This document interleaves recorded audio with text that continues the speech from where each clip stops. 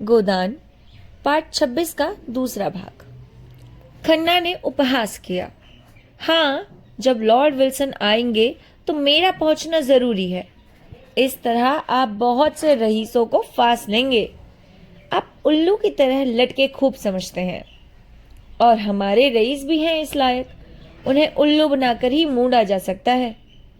जब जरूरत से ज्यादा धन हो जाता है तो अपने लिए निकास का मार्ग खोजता है।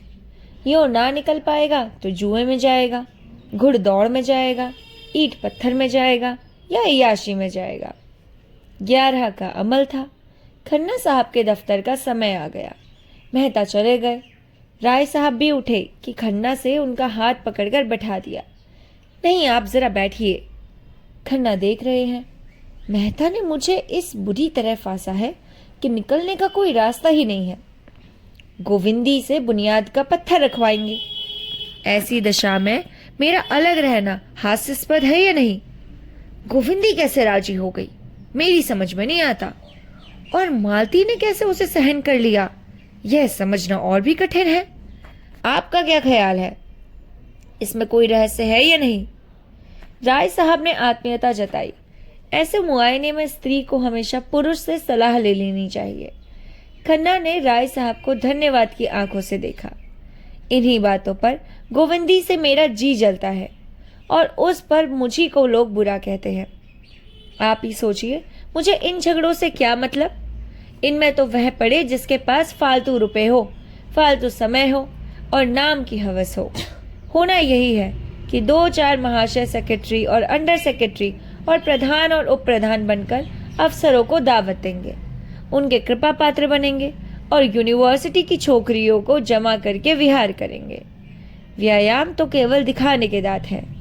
ऐसी संस्था में हमेशा यही होता है और यही होगा, और उल्लू बनेंगे हम और हमारे भाई जो धनी कहलाते हैं, और यह सब गोविंदी के कारण। एक बार कुर्सी से उठे, फिर बैठ गए। गोविंदी के प्रति उनका क्रोध प्रचंड होता जा रहा था।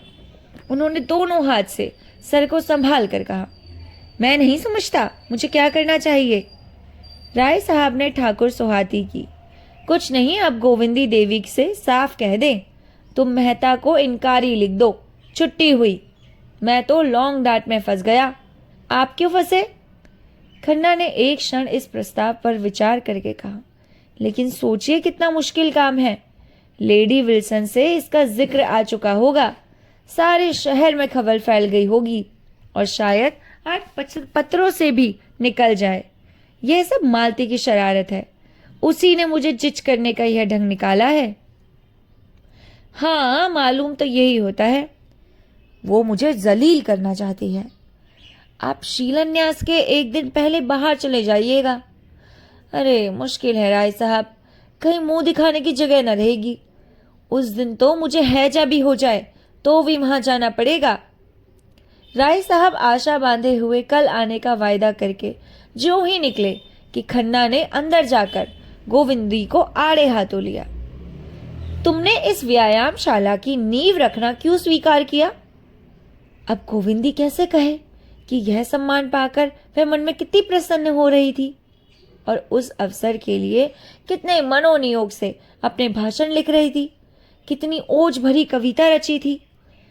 उसने दिल में समझा था यह प्रस्ताव स्वीकार करके वह खन्ना को प्रसन्न कर देगी। उसका सम्मान तो उसके पति का ही सम्मान है। खन्ना को इसमें कोई आपत्ति नहीं हो सकती। उसने भी तो ये कल्पना ना की थी। इधर कई दिन से पति को कुछ समय देकर वह उसका मन बढ़ने लगा था। वह अपने भाषण से और अपनी कविता से लोगों को मुग्ध कर देने का स्वप्न देख रही थी। यह प्रश्न सुना और खन्ना की मुद्रा देखी तो उसकी छाती धक धक करने लगी। अपराधी की बात ही बोली, डॉक्टर मेहता ने आग्रह किया तो मैंने स्वीकार कर लिया। डॉक्टर मेहता तुम्हें कुएं में गिरने को कहें तो शायद इतनी खुशी से न तैयार होगी। गोविंदी की जबान बंद थी। तुम्हें जब ईश्वर ने बुद्धि नहीं दी तो मुझे क्यों नहीं पूछ लिया? मेहता और मालती दोनों ये चाल चलकर मुझसे 2-4 हजार ऐंठने की फिक्र में है, और मैंने ठान लिया कि कौड़ी भी ना दूंगा। तुम आज ही मेहता को इनकारी लिख दो। गोविंदी ने एक क्षण सोचकर लिखा, तो तुम ही लिख दो ना। मैं क्यों लिखूं? बात की तुमने, लिखूं मैं? डॉक्टर साहब मुझसे पूछेंगे तो क्या बताऊंगी मैं? बताना अपना सिर, और क्या। मैं इस व्याभिचारशाला को एक ढेली भी नहीं देना चाहता। तो तुम्हें देने को कौन कह रहा है? खन्ना ने होंठ चबाकर कहा, कैसी बेसमझी सी बातें करते हो तुम। न वहां नींव रखोगी और कुछ देगी नहीं तो संसार क्या कहेगा? गोविंदी ने जैसे संगीन की नोक पर कहा, अच्छी बात है, लिख दूंगी। आज ही लिखना होगा। कह तो दिया, लिखूंगी। खन्ना बाहर आए और डाक देखने लगे। उन्हें दफ्तर जाने में देर हो जाती थी तो चपरासी घर पर ही डाक दे देता था। शक्कर तेज हो गई है। खन्ना का चेहरा खिल उठा। दूसरी चिट्ठी खोली। ऊख की दर नियत करने के लिए जो कमेटी बैठी थी उसने तय कर लिया कि ऐसा नियंत्रण नहीं किया जा सकता। तब तेरे की, वह पहले ही ये बात कह रहे थे, पर इस अग्निहोत्री ने गुल मचाकर जबरदस्ती कमेटी बैठाई। आखिर बचा कि मुंह पर थप्पड़ लगा।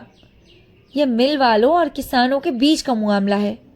सरकार इसमें दखल देने वाली कौन है? सहसा मिस मालती कार से उतरी। कमल की भांति खिली, दीपक की भांति दमकती, स्फूर्ति और उल्लास की प्रतिमा सी, निशंक, निर्द्वंद, मानो उसे विश्वास है कि संसार में उसके लिए आदर और सुख का द्वार खुला हुआ है। खन्ना के बरामदे में आकर अभिवादन किया। मालती ने पूछा, यहाँ मेहता आए थे? हाँ, आए तो थे। कुछ कहा? कहाँ जा रहे हैं? यह तो कुछ नहीं कहा। जाने कहाँ डुबकी लगा गए। मैं चारों तरफ घूम आई। आपने व्यायामशाला के लिए कितना दिया? खन्ना ने अपराधी स्वर में कहा, मैंने इस मामले को समझा ही नहीं। मालती ने बड़ी बड़ी आंखों से उन्हें तरेरा, मानो सोच रही हो कि उन पर दया करे या रोष। इसमें समझने की क्या बात थी? और समझ लेते आगे पीछे इस वक्त तो कुछ देने की बात थी। मैंने मेहता को ठेल कर यहाँ भेजा था। बेचारा डर रहे थे कि आप ना जाने क्या जवाब देंगे। आपकी इस कंजूसी का क्या फल होगा आप जानते हैं? यहाँ के व्यापारी समाज से कुछ ना मिलेगा। आपने शायद मुझे अपमानित करने का निश्चय कर लिया है। सबकी सलाह थी कि लेडी विल्सन बुनियाद रखे। मैंने गोविंदी देवी का पक्ष लिया और लड़कर सबको राजी किया कि आप फरमाते हैं। आपने इस मामले को समझा ही नहीं। आप बैंकिंग की गुत्थियां समझते हैं, पर इतनी मोटी बात आपकी समझ में ना आई। इसका अर्थ इसके सिवा कुछ नहीं है। तुम मुझे लज्जित करना चाहते हो। अच्छी बात है, यही सही। मालती का मुख लाल हो गया था। खन्ना घबराए, हेकड़ी जाती रही, पर इसके साथ ही उन्हें यह भी मालूम हुआ कि अगर वह कांटों में फंस गए तो मालती दलदल में फंस गई है। अगर उनकी थैलियों पर संकट आ पड़ा तो मालती की प्रतिष्ठा पर संकट आ गया है। तब उनका मन मालती की दुर्वस्था का आनंद क्यों ना उठाए। उन्होंने मालती को अदरब में डाल दिया था और यद्यपि वह उसे रुष्ट करके साहस खो चुके थे, दो चार खरी खरी बातें कह सुनाने का अवसर पाकर छोड़ना ना चाहते थे। यह भी दिखा देना चाहते थे कि मैं निरा भोंदू नहीं हूं। उसका रास्ता रोककर बोले, तुम मुझ पर इतनी कृपालु हो गई हो, मुझे इस पर आश्चर्य हो रहा है मालती। मालती ने भवे सिकोड़ कर कहा, मैं इसका आश्चर्य नहीं समझती। क्या अब मेरे साथ तुम्हारा वही बर्ताव है जो कुछ दिन पहले था? मैं तो उसमें कोई अंतर नहीं देखती, लेकिन मैं तो आकाश पाताल का अंतर देखता हूं।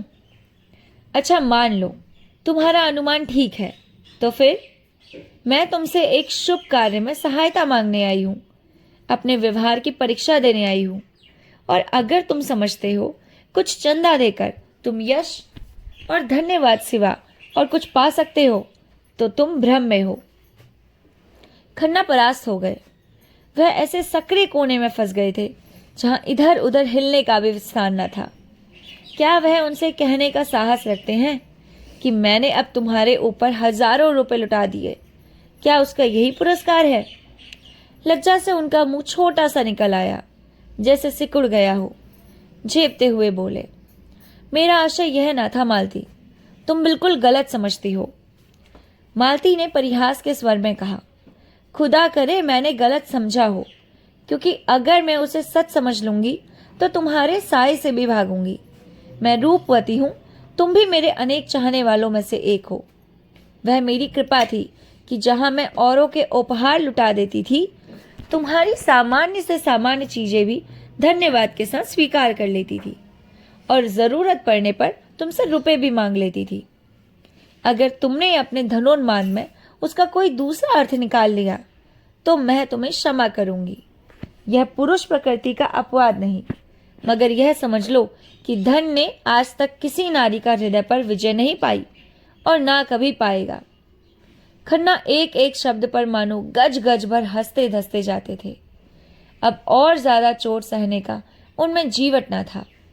लज्जित होकर बोले, मालती, तुम्हारे पैरों पड़ता हूं, अब और जलील न करो, और ना सही तो मित्र भाव तो बना रहने दो।